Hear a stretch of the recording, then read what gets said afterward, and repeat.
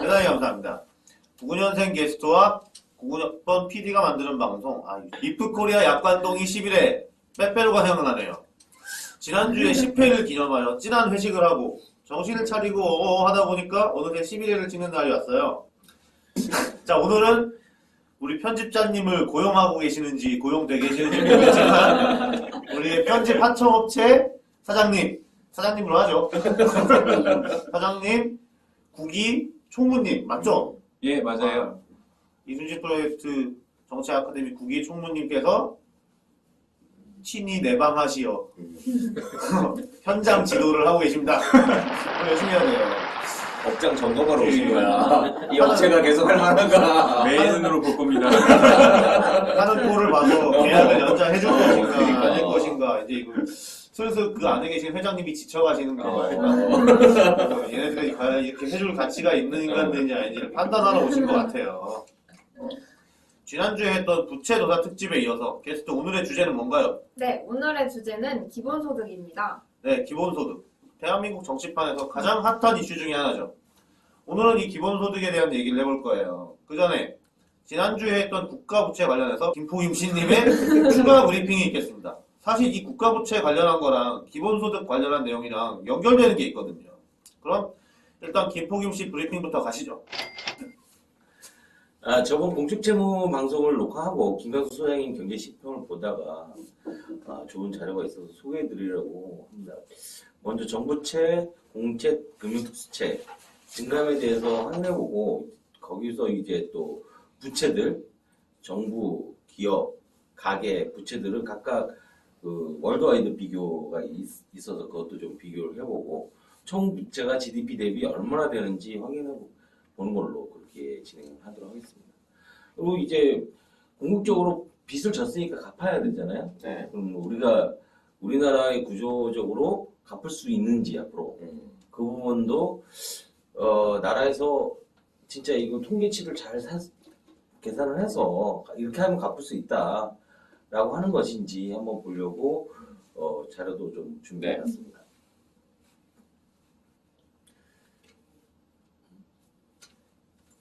소변이 코로나19로 어려움이 있기는 하지만 정부채의 증가가 올해 8월 28일까지 신규 발행액 103조 원을 돌파하여 발행 잔고가 814조 원을 넘고 있습니다. 정부채의 대부분은 국채가 차지하고 있는데 국채 발행 잔고는 790조 원을 넘고 있으며 올해 신규 발행 잔액도 101조 원을 돌파했습니다. 아직 4분기가 남아있고 2차 재난지원금을 준다고 하니 신규 발행액은 150조 원이 될 것으로 예상됩니다. 이게 무슨 뜻인지 알아요? 지금 읽었는데. 빚이 대충 엄청 많다. 근데 아직 4분기 남아있는데 또 돈 들고 있으니까 빚이 엄청 늘어날 것이다. 조조 그러잖아. 이 신규 발행액이라는 건 채무를 이제 올해에 신규로 늘린 거. 저희 발행 잔고라는 거는 지금 쭉 누적으로 현재 쌓여있는 정부채의 총액. 지금 갖고 있는 거죠. 갖고 있는 국채의 총액. 발행 잔고가 국가 이제 정부채, 그러니까 중앙정부하고 지방정부 합친 게 지금 814조. 현재 8월 28일. 8월 28일 그러니까 8월 28일이니까 90, 11, 12 4개월 남았잖아요. 네. 그러면 지금 4개월 동안 또 2차 준다고 하고 추경을 4차 추경을 했기 때문에 충분히 150조는 넘지 않을까. 지금 이제 오른쪽에 있는 그래프를 보면 정부채의 증감이 나와 있잖아요. 매해 신규로 발행한 네. 정부가 신규로 발행한 그 국채의 양을 표시를 해놓은 건데 2007년도도 쭉 보면 2020년도 그러니까 올해는 8개월 분인데도 불구하고 압도적으로 높아요.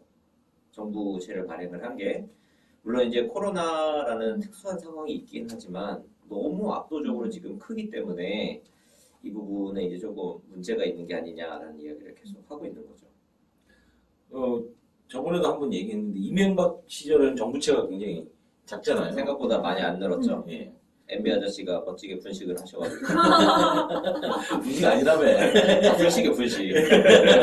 확실한 분식이야 그건. 창의력. 경계가 애매해. 창의력. 정부채를 받고요. 공채를 또 아시죠? 이 공채는 이제 합쳐져 있는 거예요. 수자원공사, 석유공사 등 비금융 공기업이 발행한 공기업채 발행 잔고는 8월 28일까지 333조 원에 달해 올 들어 23조 원가량 증가했습니다. 이를 정부채와 합한 공채 발행 잔고는 1147조 원에 달하며 올 들어 126조 원이나 증가했습니다. 이게 지금 이 그래프는 정부채하고 공기업채, 그러니까 앞에서 봤던 그거하고 공기업채를 플러스해서 맞아요. 공채로 해서 보여주는데 뭐 여기서 갑자기 이렇게 쭉 늘어나는 거. 그리고 아까 말했듯이 이건 신규 발행. 신규 발행 공채 플러스를 했기 때문에 많이 늘어나는데 여기서 눈에 띄는 거는 2009년도에 MB하고 이제 좀 비슷해지죠. MB 아저씨가 이제 수자원공사 이런 데에다가 분식을 해가지고 그쪽에서 빚을 늘렸었으니까 지금 그때하고 이제 조금 그림이 비슷해지죠. 근데 그때 MB 때도 돈 많이 쓴다고 엄청 뭐라고 했는데 그때보다도 지금 훨씬 더 큰 액수로 늘어나고 있어요. 근데 이제 그때하고 지금의 이제 차이가 있다라고 하면 그때는 이제 말로는 이제 뭐 강바닥에 뿌렸는데 지금은 이제 사람들한테 뽀빠해주니까 더 좋은 게 아니냐. 어느 방송에서는 그러더라고요. 전 정부까지는 기업한테 좋다. 현 정부는 국민한테 준다. 얼마나 좋냐. 어느 게 좋은 거야. 그게 뭐 사실은 조삼모사거든요. 그리고 이게 빚은 그 사실 빚 자체가 좋다 나쁘다 이야기할 수 없고 그 빚이 어디에 투자되었는가 그게 중요한 건데 사실 기업은 우리가 이제 그 이야기할 때 기업에 주면 뭔가 특혜를 주는 것처럼 생각을 하고 이렇게 개인들한테 주는 거는 좀 더 좋은 것처럼 생각을 하는데 사실 경제 주체로서 가계와 기업, 정부의 역할이 다 다르거든요. 근데 기업은 왜 만들었는지 아세요? 기업은 투자를 전문적으로 하는 집단이에요. 투자를 전문적으로 한다라는 건 위험을 전문적으로 관리하는 집단이 기업이에요. 가게는 원래 투자를 하는 집단이 아니라 저축을 하는 집단이에요. 근데 지금 우리나라는 가게가 빚을 내서 투자를 하고 있죠. 부동산에. 그러니까 이게 좀 문제예요. 경제 구조상으로 원래 위험을 감수하기가 어려운 이 경제 주체가 불가피하게 먹고 살기 위해서 리스크를 감수하면서 부동산에 굉장히 묶여 있는 상황인 거예요. 그러니까 이게 단순히 기업에 주는 건 나쁜 거고 국민들한테 주는 건 좋은 거다라고 볼 게 아니라 큰 틀에서 경제를 이렇게 봤을 때 가계에 빚을 내서 돈을 준다라는 행위가 경제 자체를 되게 왜곡할 수 있는 행위여서 조금 더 큰 틀에서 좀 보면 오히려 더 위험할 수도 있다라는 그런 부분도 있는 것 같아요. 지금 그 일본이나 미국에서 지금 우리보다 훨씬 더 큰 금액을 줬잖아요. 맞아. 근데 그게 지금 그 돈이 다 어디로 사라졌는지 어디에 자기 주머니에 아직 금고에 있는지 시장에 지금 풀리지 않았고 그것도 좀 문제라고. 그 미국은 가게한테 많이 줬어요. 그러니까 가게한테 많이 줬어요. 거의 그 이런 소상공업자들은 처음에 1,000만 원씩 받았어요. 우리나라 돈으로. 그러니까 럼프 형이 통크를 쌌어. 자기 11월에 산 것도 있겠다. 자기 이름도 넣고 통크게 쌌어. 그래서 그 지금 1분기, 2분기에 이 재난지원금을 줬을 때하고 뺐을 때의 경제 성장률 차이가 미국이나 유럽 같은 데들은 굉장히 크더라고요. 그 돈을 확실히 많이 쓰긴 많이 썼어요. 대신 피해도 컸었으니까. 근데 우리나라 같은 경우에는 선진국들에 비해서는 사실 이 재난지원금 이 규모 자체는 그렇게 크지는 않은 걸로 남아 있더라고요.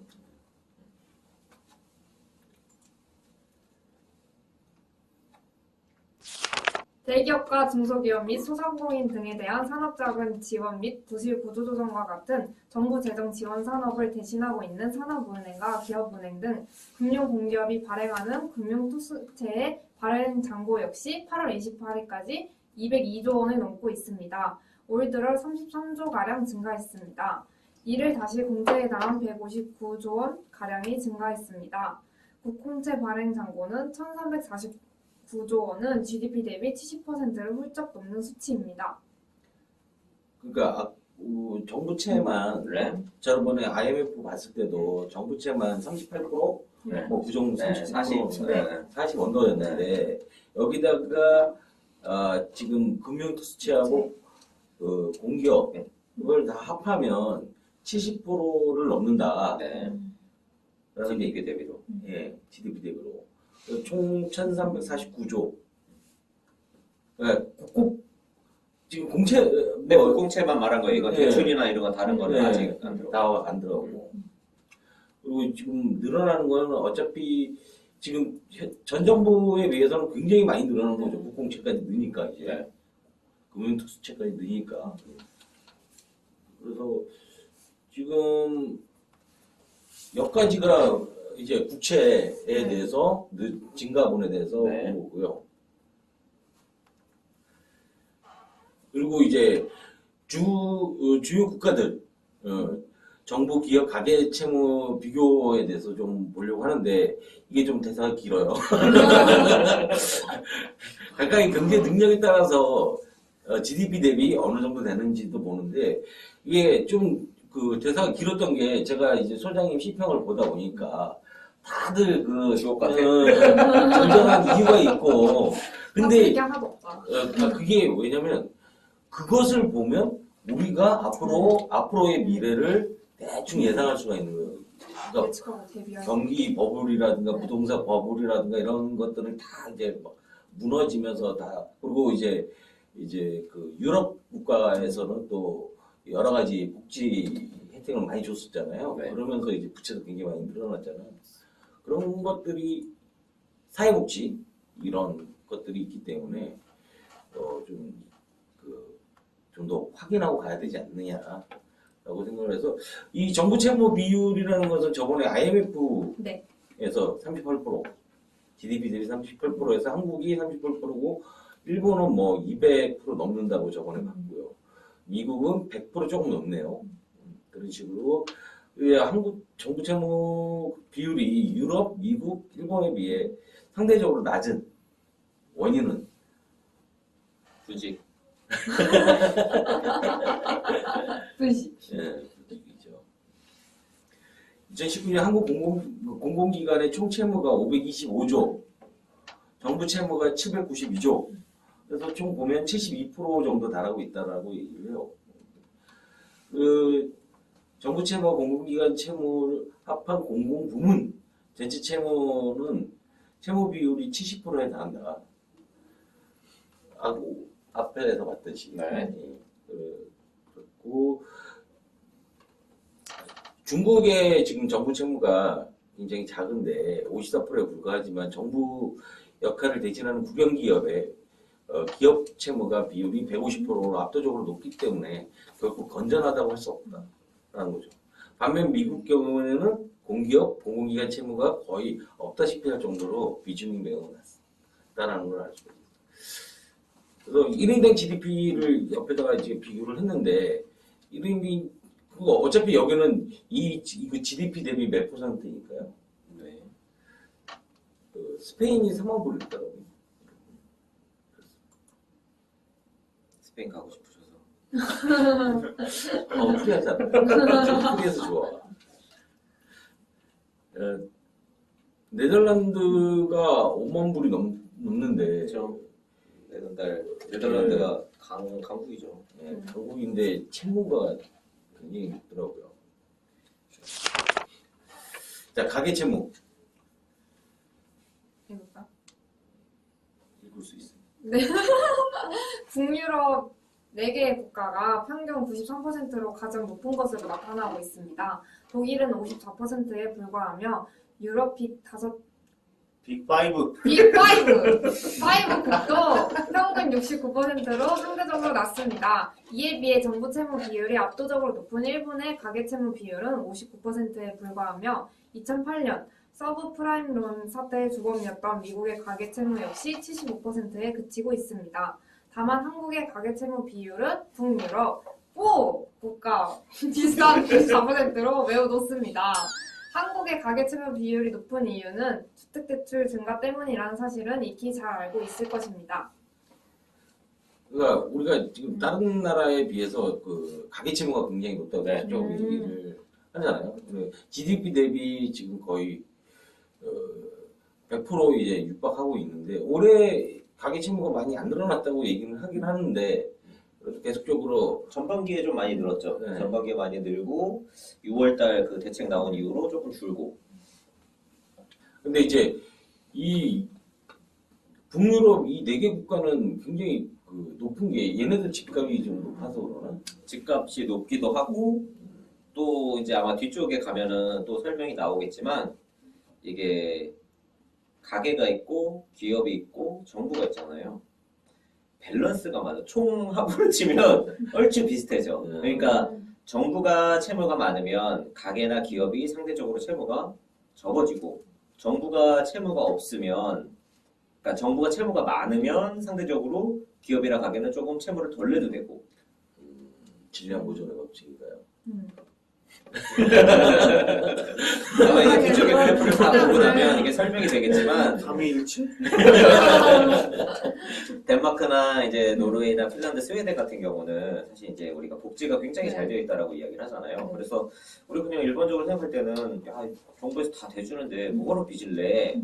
라고 생각할 수가 있는데 사실 이 가게들이 세금으로 너무 많이 이제 뜯기다 보니까 세금 공제 면에서 이제 좀 이득을 보려고 부채를 많이 갖는 것도 있을 것이고 말씀하신 것처럼 이제 주택 가격이나 이런 것들이 좀 높기 때문에 그 채무 비율이 높은 걸 수도 있고 여러 가지가 있겠지만 그런 그 이유들, 그러니까 정부에서 그 가게에 대해서 세금이나 이런 것들이 좀 과도하게 되기 때문에 그 가게들이 채무 비율이 좀 상대적으로 높게 나타나고. 그러니까 지금 좀 심하게 이야기하면 빚내서 세금 내고 있는 거야.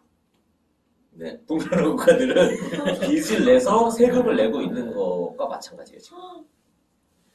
그러니까 무조건 이게 북유럽 국가 복지가 좋으니까 좋은 거다라고 말하는 게 아니야.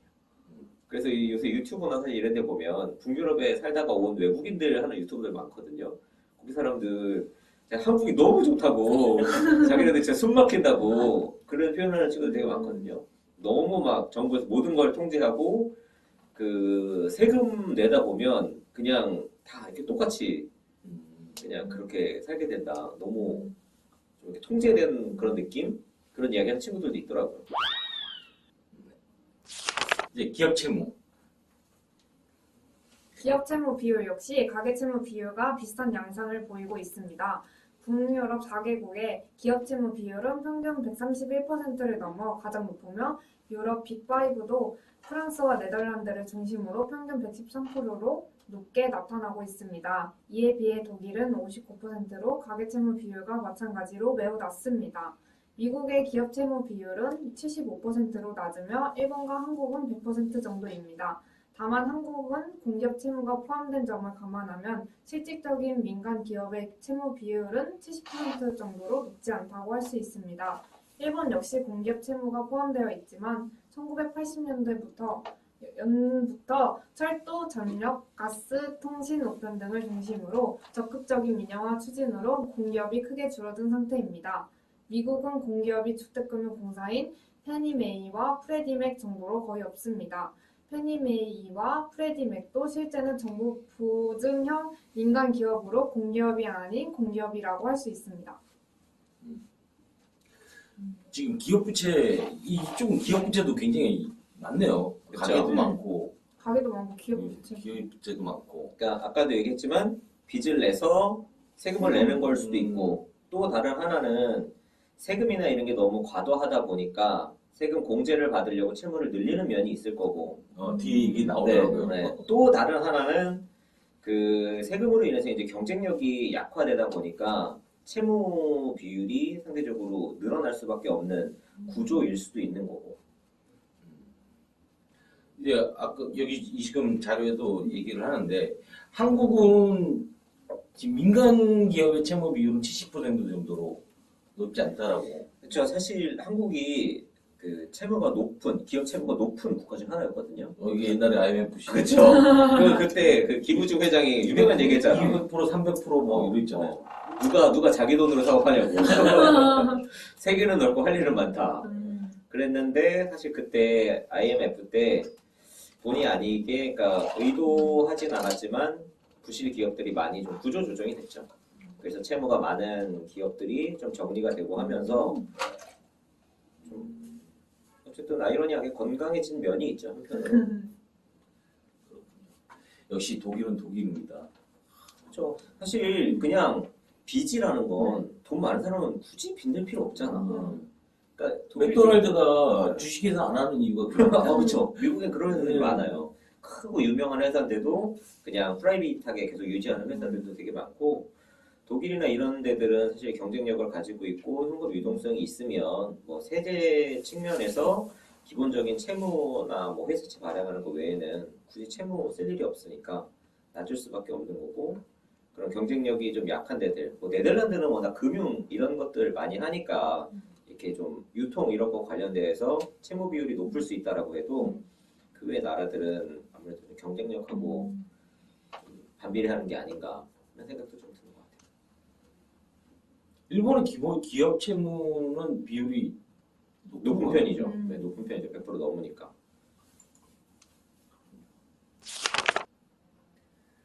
민간 가계 플러스 기업 앞에 있던 가계 플러스 기업 채무를 더한 비율입니다. 이게 좀 내용이 길죠. 그럼 이번에는 가계와 기업의 채무를 비한 합한 부분을 설명해 드리겠습니다. 가계와 기업의 채무 비율을 합한 민간 부분의 채무 비율을 보면 독일이 114%로 가장 낮은 반면 유럽 빅5는 182%고 유럽, 북유럽 4개국은 224%로 단연 높게 나타나고 있습니다. 이에 비해 미국은 150%이고 일본은 161%이며 한국은 195%로 나타나고 있습니다. 먼저 독일의 경우 정부 채무 비율뿐만 아니라 가계와 기업의 민간 채무 비율마저도 매우 낮은 까닭은 바이마르 공화국 때 등 과거 채무와 인플레에 대한 쓰라린 경험과 부정적인 인식이 독일 국민 전체에 강하게 자리 잡고 있기 때문으로 보입니다. 네덜란드는 민간 채무 비율이 264%에 달해 유럽 빅5국 가운데에서도 압도적으로 높습니다. 북유럽 4개국의 가계와 기업의 채무 비율이 매우 높다는 사실이 놀랐습니다. 그 이유로는 무엇보다도 높은 조세 부담률을 줄이기 위해 주택 등 부동산 투자를 통해 세공제 효과가 큰 채무를 적극 활용했을 가능성이 높다는 점을 들 수 있습니다. 실제로 북유럽 4개국의 고정 자산세는 소득세에 비해 상대적으로 매우 낮은 편입니다. 이제 길을 잃었어. 아니 읽다가 눈이 흐릿해지고 막 그러고 있어요. 좀 쉬고 해. 내려가 버리니까. 이로 인해 스웨덴 등의 가계와 기업의 이러한 세공제 레버리지 효과를 억제하기 위해 이자 등의 세공제 혜택을 줄이는 조치를 취하기도 했습니다. 이는 당연히 주택가격 급등으로 이어질 수밖에 없는데 실제로 스웨덴과 노르웨이 등 북유럽 4개국의 주택가격이 2000년 이후 크게 급등했습니다. 하지만 주택가격 급등은 역으로 주거의 질을 악화시켜 주거 관련 사회복지 비용을 증가시키는 악순환의 부메랑이 되었다고 할 수 있습니다. 미국의 민간 부분 채무 비율은 150%로 낮으며 가계 채무 비율이 높은 한국도 195%로 높지만 공기업 채무를 제외하면 165% 정도로 낮아집니다. 일본 역시 161%로 유럽 복지 국가들에 비해서는 상대적으로 낮은 편입니다. 독일의 이 쌀이 나쁨 이 부분이 상당히 좀 역사책에 많이 나오잖아요. 왜 리어커에다가 돈 갖고 가서 빵 사고. 그게 그때 그렇죠. 독일 얘기예요, 독일. 기억할 그 리어커에 돈 싣고 갔는데 가게 들어갔다 나와 보니까 돈은 버리고 리어커만 가져갔더라. 화안쪽으로 기억하. 아일마르 공화국을 나기르고 히틀러가 그 아마 언저리일 거예요. 그것 때문에 이제 독일은 그 빚내는 것을 굉장히 두려워하는 그렇다는 거 같고 또 한 가지가 이제 그 빚내서 세금에 대해서 세금을 덜 내려고 일부러 빚을 막 내는 네. 그런 아까 말했던 세공제 혜택을 보려고 막 이런 것을 한다는 자체도 네. 우리나라 소리 근데 우리나라도 왜 저거 하죠? 부담부 증여. 부담부지. 네. 그러니까 부자들이 자기 이제 부동산을 자녀한테 그 증여를 할 때 대출을 끼고 증여를 하는 거예요. 그러면 증여세를 덜 내니까.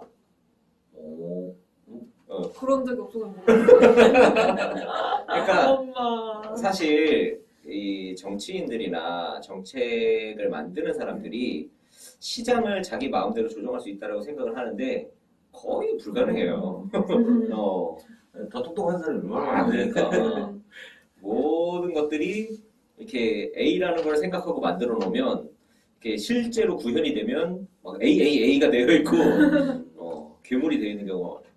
얼마 전에 이제 재밌는 얘기를 들었는데 네. 그 저희 회사에는 중국 쪽에서 이제 공부하다 온 친구가 있는데 그 친구 그러더라고요. 중국 속담에 이런 게 있대요.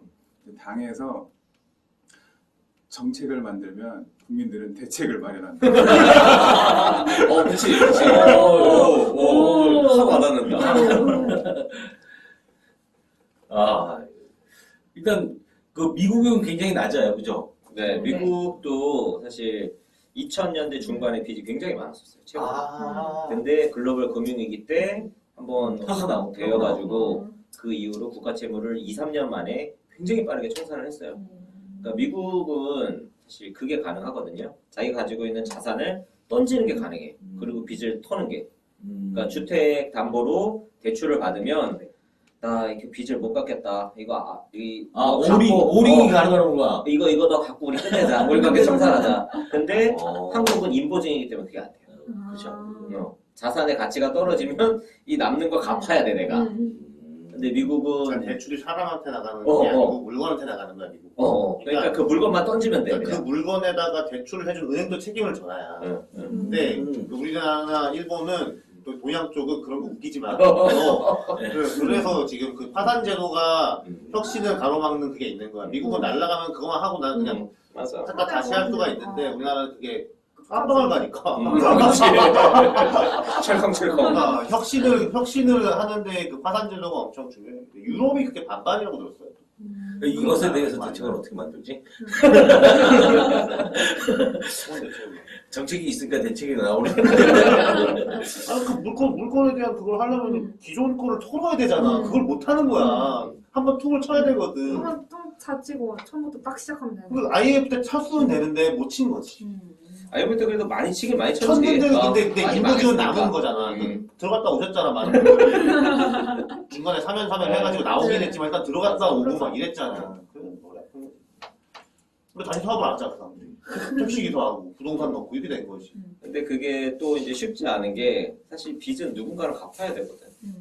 근데 그 미국 같은 경우도 우리가 생각할 때는 이제 물건에다가 대출을 해줘서 물건 던지면 되니까 명확하다라고 하지만 미국 내에서도 이 파산 절차가 굉장히 복잡하고 그 하는 사람도 자기 신용이 완전히 날아가기 때문에 웬만하면 이 파산 절차를 밟지 않으려고 굉장히 노력을 하거든요. 어쨌든 공적 조합이 들어가긴 들어갔죠. 맞아. 미국도 들어간 건데 미국도 사람들 진짜 많이 인식이 들어갔어. 안 그런 거지. 그래서 이제 이거를 보면 국가 채무가 없는 이 북유럽 국가들이 국가 채무가 굉장히 낮아요. 대신 개인과 기업들이 빚이 많은 거고 한국이나 일본은 국가 채무가 높지만 그러니까 일본 특히 국가 채무가 높지만 민간 채무가 낮은 거고 그러니까 민간이 빚을 안 지면 정부가 빚을 지고 정부가 빚을 지면 민간이 조금 덜 지고 그런 식의 좀 묘한 관계가 있더라고요.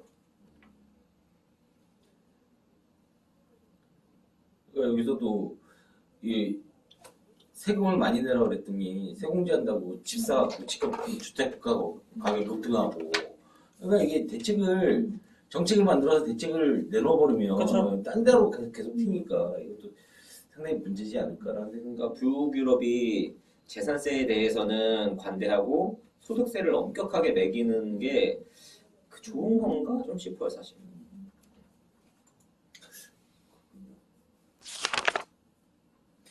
돈 안 버는 게 좋아. 이게 총부채 비율. 그 가계, 기업, 정부. 사실 이게 진정한 의미의 국가 채무인 거죠. 음. 사실. 예. 가계와 기업, 정부 채무를 모두 포함한 총 채무 비율은 사회복지를 강화한 유럽 B5국가, 유럽 4개국이 미국과 한국에 비해 상대적으로 높은 것으로 나타나고 있습니다. 유럽의 빅5와 북유럽 4개국도 현재 고령화가 빠르게 진행되고 있는데 향후 일본 수준으로 고령화가 진행되면 정부 채무를 포함한 경제 전체가 심각한 채무 위기에 빠질 위험이 매우 높습니다. 한 나라의 경제 성장은 그 나라의 경쟁력에 의해 결정되며 경쟁력은 그 나라 전체의 혁신력과 총 투자에 의해 결정됩니다. 경제 전체로 볼 때 지속 가능성을 해치지 않는 적정 채무 한도가 있다고 할 수 있습니다. 경제 전체로는 채무가 정부나 가계, 기업에게 어떻게 분포되어 있느냐가 중요한 것이 아닙니다. 가계와 기업 채무가 부실화된다면 최종적으로 정부 채무를 기속될 수밖에 없기 때문입니다. 일례로 1990년대 부동산 거품 붕괴로 일본 기업들과 금융기관이 과다채무로 부실화되다 일본 정부가 거액의 공적 자금을 투입을 통해 채무 부실을 떠안았습니다. 한국 역시 1990년대 말 외환위기 때 대기업과 금융기관이 과다채무로 부실에 빠지자 한국 정부가 구제금융을 통해 이를 대신 떠안았습니다. 미국도 마찬가지로 2008년 글로벌 금융위기 때 가계와 기업, 금융기관의 부실 채무를 천문학적인 공적 자금을 투입을 통해 대신 떠안았습니다. 그 결과 정부 채무가 급증하게 된 요인이 되었습니다. 정부든 가계든 기업이든 누가 채무가 많고 적은가가 중요한 것이 아니라 경제 전체의 총 채무가 얼마나 많으며 성장 잠재력 면에서 지속 가능한가가 중요한 것입니다. 그러니까 이걸 쭉 이렇게 읽다 보니까 어차피 뭐 누군가가 갚아야 된다는 그 말이 네. 진리잖아요. 네. 그래서 전체를 놓고 봐야 되는데 음. 우리는 계속 38%만 놓고 그렇죠. 정부 채무 비율이 낮다. 뭐 낮다 뭐 그러고 있는데 이거 보면 우리나라도 200%가 넘어서 뭐 200, 한 30, 40%, 40% 정도 되는 것 같아요. 일본은 압도적이지. 넘사벽. 너무 건물주잖아. 그러니까 괜찮아요. 좋겠다. 독일은 진짜 와 대단한 것 같아요. 170%, 180% 정도. 미국은 그 규모에 비하면 네. 250%. 미국도 많은 거죠. 빚이 많은 거죠. 미국은 근데 특히 이제 정부 채무가 많은 2008년에 굉장히 천문학적인 공적 자금 투입해서 털었는데도 아니죠. 공적 자금을 투입한 그때부터 빚이 많아진 거지. 그 정부의 빚이 가계와 기업의 네. 채무가 일부는 이제 부실 정리하면서 떨어진 거고 나머지 이제 그 떨 수 없는 것들은 정부가 이제 떠안은 거고. 왜냐면 이거 다 떨어버리면 은행들이 다 파산해 버리니까. 그걸 이제 정부가 떠안아 준 거죠, 일부. 그래서 그때부터 계속 빚이 늘어나고 있는 거고 지금 또 코로나 때문에 또 엄청나게 늘어나고 있는 거고. 근데 아까 앞에서도 얘기했듯이 쭉 와서 보니까 뭐 유럽 5개국, 뭐 북유럽 4개국, 한국, 미국 뭐 거의 뭐 250% 수준에서 그냥 왔다 갔다 왔다 해서 갔다 하는 한국이 또 뭐 압도적으로 많다 그런 건 아니에요, 사실. 근데 다른 나라들이 지금 빚이 많기 때문에 우리나라도 비슷한 줄 빚이 많은 거지. 우리나라가 다른 나라보다 적으니까 아직 건전하다. 빚을 덜 내는 이 상태는 아니라는 거죠. 다들 안 좋은 거고 저 나라들은 이제 그 안 좋은 상태가 우리나라보다 더 앞에서 오래된 거고 우리는 거기 이제 따라가고 있는 거고 굳이 저기 앞에 이제 벼랑인 걸 아는데 거길 따라서 뛰어갈 필요 없잖아. 안 좋은 데인 줄 알면 이제 거기에 어떻게 안 가는 방법을 생각을 해야 되는데 지금 자꾸 저쪽을 따라가려고 하니까 문제인 거예요. 그러니까 받으면 좋은데 받은 다음이 이제 문제인 거잖아요. 그렇죠. 다 빚이 되고 어쨌든 갚아야 될 돈이니까.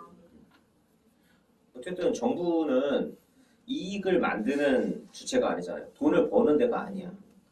돈을 국민한테 받아서 다시 국민한테 주는 기관이기 때문에 정부에서 뭐 기본소득을 주네, 재난지원금을 주네 한다고 해서 좋아할 게 아니에요. 왜냐하면 너네한테 많이 받아서 너네한테 많이 줄게라는 이야기와 별반 다르지 않거든요.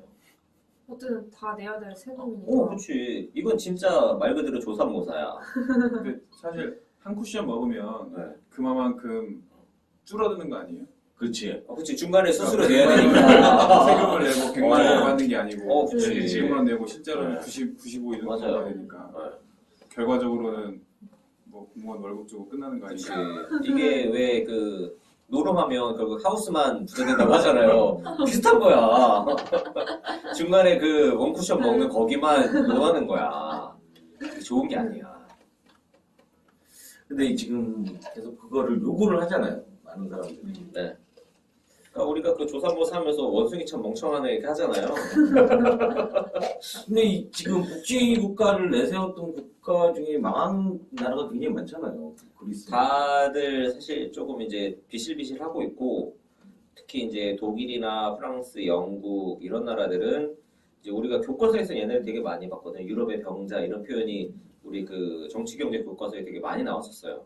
그래서 80년대, 90년대에 구조조정도 많이 하고 그 공적 영역을 민영화도 굉장히 많이 하고 하면서 체질 개선을 한번 했죠. 특히 이제 영국은 뭐 대처, 철의 여인 막 그래가지고 민영화 이런 거 하면서 좀 말이 많았고 독일도 뭐 하르츠 개혁 뭐 이런 거 하면서 좀 개혁을 많이 했고 미국도 이제 레이건 아저씨가 좀 개혁도 하면서 한쪽으로 이제 스타워즈 하면서 좀 많이 말아먹긴 했는데 그런 식으로 한번 좀 리뉴얼하는 과정들이 있었죠. 거기서 독일 같은 경우가 가장 좀 모범적으로 한 게 아니냐라는 평가를 받고 있고. 우리 쪽에서는 엔지니어 쪽에서는 독일이 좀 문제가 많다라는 생각을 좀 해요. 왜요? 그러니까 이제 얘네들은 그 장인 정신이 너무 쩔어갖고 자기네는 좋은 품질을 만든다, 좋은 품질 제품을 만든다. 네. 그러니까 무조건 좋은 품질을 만들어야 되는 게 좋은 게 아니거든. 아, 그쵸. 잘 팔리는 제품이 좋은 제품이지 좋은 제품이 잘 팔리는 제품은 아니고. 그렇죠. 근데 약간 독일이 좋은 제품을 자꾸 만들려고 하는 것이 잘 팔리는 제품이 아닌 경우가 많아지기 때문에 좀 약간 좀 잘 나가잖아요. 네. 자, 그런 다음에 이제 또 받고 이게 그러면 우리나라가 이제 수입하고 지출, 총 수입, 총 지출 부분에 대해서 그 어떻게 보고 있는지 봤는데 여기에 보면 이제 2020년까지가 딱 나와 있어요. 총 수입, 총 지출이. 총 지출이 쭉 올라가다가 기획재정부의 전망은 이게 기울기가 갑자기 바뀌죠. 바뀐다라는 거죠. 근데 이것을 명목 GDP 대비 총 지출 비용을 보면 확 늘어나거든요. 급격하게 상승하는데 그 다음에 자기네 예상은 이렇게 진행을 한다는 거예요. 여기서 질문. 자, 그러면 예전에는 20%였어요. 네. 네. 그럼 28% 유지하는 것도 맞는 거예요? 그렇진 않죠. 나는 이제 제가 생각하기에는 자, 이 예전에 20%가 이만큼 지출이 늘어났으니 지출을 좀 더 줄이겠다라고 계산을 잡아야 맞죠. 되는 거 아니에요? 그쵸, 그게 맞죠. 근데 기획재정부는 이렇게 지금 쭉 옆으로 가니까 괜찮다. 음. 이런 것도 좀 문제로 보이고. 그리고 여기서 또 보면 총수입이 계속 늘어난다라고 지금 얘기를 하는데 이게 계속 늘어날 수 있을까? 열심히 해야죠. 열심히 해야지. 열심히 하자. 열심히 일해야지.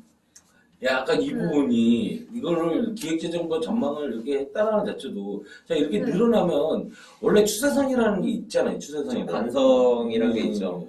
추세선이라는 게 있기 때문에 이렇게 아무리 이게 좀 한다라고 해도 이렇게 가거든요. 근데 이만큼의 갭을 좀 보인다는 것도 좀 약간 진짜 얘네들 무슨 생각일까? 이 다음 페이지를 보면 더 이제 황당한 거죠. 재정 수지. 기획재정부 전망은 이때까지 전 정부까지는 쭉 이렇게 뭐 통합재정은 그래도 뭐 이렇게 플러스를 해왔는데 마이너스 하는데 무조건. 그것도 뭐 뭐 50조, 마이너스 50조가 아니라 뭐 거의 다 마이너스 100조에서 마이너스 150조 사이를 계속 마이너스로 우리는 가져가겠다. 어차피 문재인 정부 22년까지 아닌가요? 22년까지죠. 그 다음은 나몰라라 하는 건가요? 대통령이 바뀌면 이제 다 기재부가 이제 다시 또 이제 전망을 바꾸는 건가요? 뭐 바꾸라고 있는 건데. 재정 수지 비율도 마찬가지로 좀 현재까지 어떤 그 과정에서 너무 많은 급변이 아닌가 라는 생각을 하면서 얘네들 계획을 왜 이렇게 잡았을까라는 좀 의문이 들어요. 변했으니까 대통령이. 아. 당연한 거 아니야. 시킨 대로 하는 애들인데. 시킨 대로 해야지. 아니 그렇게 따지면 이전에 계속 같았으니까 그래프를 바꾸면 안 되겠는데요. 공무원이 그럴 수 있어요? 근데 그 저걸 계속 얘기하듯이 저 돈을 어디 쓰냐 그게 중요하겠죠. 그렇죠. 어디 쓰는 것까지는 이제 세세하게 지금 안 봤는데 그린 뉴딜 정책을 봐도 그린 뉴딜 정책이나 이번에 뉴딜 정책을 봐도 그렇게 메리트 있는 사업은 아이템은 없는 것 같이 보이는데 계속 얘기하잖아요. 저희 쪽에서는 뭐 계속 재탕 상탕 계속 하고 있는 거다. 네. 이름만 타이틀만 바꿔갖고 계속 하고 있는 거다라고 얘기하는 건데 그거 전문가들이 다 그렇게 보고 있는데 자기네들만 아니라고 주장을 하면 아닌 건가? 좀 약간 아이러니합니다. 뭐 이제 와서 지지치고 없던 걸로 할 수도 없고. 어쩌겠어. 가던 길 가야 돼. 멈추는 것도 쉽지 않아. 이제 이 경제활동 인구가 이제 원래 경제활동 인구가 이제 많은 부가가치를 만들어내는 거니까 그 통계청에서 만든 거고 저번에 저희도 만들면서 봤지만 2018년 이후에 쭉 이제 감소를 하는 거잖아요. 그러면 소장님이 단순하게 계산을 하셨는데 2030년까지 보면 이제 고점 대비 10%가량 감소를 해서 350만 명 가량이 줄어들 것으로 추계가 되고 그리고 GDP도 10% 정도 줄 거 아니냐. 그러면 부가가치가 10% 정도 준다라고 하면 그만큼 경제 사이즈가 줄어드는 거잖아요. 그렇죠.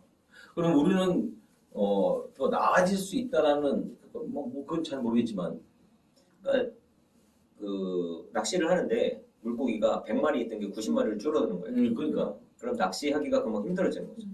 그러니까 국내에서 뭐 회사를 하든 장사를 하든 뭘 해도 예전보다 더 힘든 거예요. 이 인구가 줄어드는 만큼. 낚시법을 좋은 그럼 되죠. 특히 이렇게 경제가 안 좋아질 때는 사람들이 소비에 대해서 굉장히 신중하거든요. 그래서 잘 되는 데들은 더 잘 되고 안 되는 데들은 급격히 망해요. 몰리니까 소비에 굉장히 신중해서 그 심사숙고해서 소비를 하기 때문에 좋은 것들 잘 되는 데들은 더 잘 돼요. 그렇죠. 그렇죠.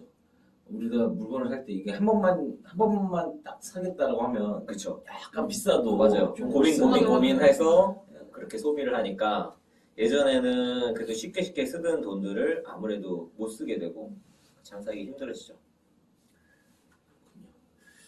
이게 학기 출산율의 통계청 지수를 보면 2022년인가요? 이때부터 올라간다라고 얘기를 하는데 낙관적인 친구들이지. 너무 약간 무슨 기준에서 이제 올라간다라고 저번에 그 가인 여성 인구도 계속 준다라고 그렇죠. 저희가 계속 집계가 됐었잖아요. 집계가 됐는데 무슨 정책을 쓰길래 이렇게 올라간다라고 얘네는 추산을 하고 저게 올라간다라고 봤을 때 쟤네들 경제지표를 또 그런 식으로 계속 할 거 아니에요. 그게 좀 위험하지 않을까. 근데 이제 소장님 연구소에서는 쭉 일자로 놓고 근데 일자도 아니잖아요. 이거 이제 추세선으로 보면 이렇게 내려간다라고 봐야 되는데 그래도 진짜 이제 배려를 해서 우리가 참 유지할 거다.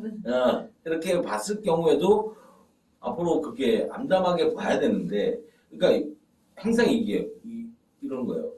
아파야 약을 먹는 거지. 아프지 않으면 약을 안 먹거든요. 그렇죠. 근데 아프지 않다가 갑자기 이게 죽을 수 있는 상황이 됐거든요. 가장 아픔을 못 느끼는 게 간. 맞아요. 간, 췌장. 원래 골골 백세라고. 그래 골골 아픈 사람은 데뷔를 하니까 백세까지 사는데. 데뷔를 하는데 갑자기 이렇게. 나 같은 사람은 갑자기 순간 확 가거든. 그래서 이런 식으로 이제 낙관적인 전망을 하는 건 좋은데 낙관적인 전망으로 인해서 오히려 문제점을 가리는 거 아닌가 그럴 수 있죠. 라는 생각을 많이 하게 됩니다. 몇 가지고 뭐 더 자료가 많이 있으신데 그러니까 많이 수련해요. 네, 시병자료에 있는데 그것까지 다 하자니 머리 그렇죠. 복잡하고 해서 이 시리즈로 아마 7편인가 이렇게 있어가지고 자료가 엄청 많았을 거예요. 예. 그 많은 자료 중에 그냥 부채 부분만 떼어갖고 왔습니다. 몇 가지 오늘 했고 어떻습니까? 계속 빚을 더 늘리겠대 얘네들은.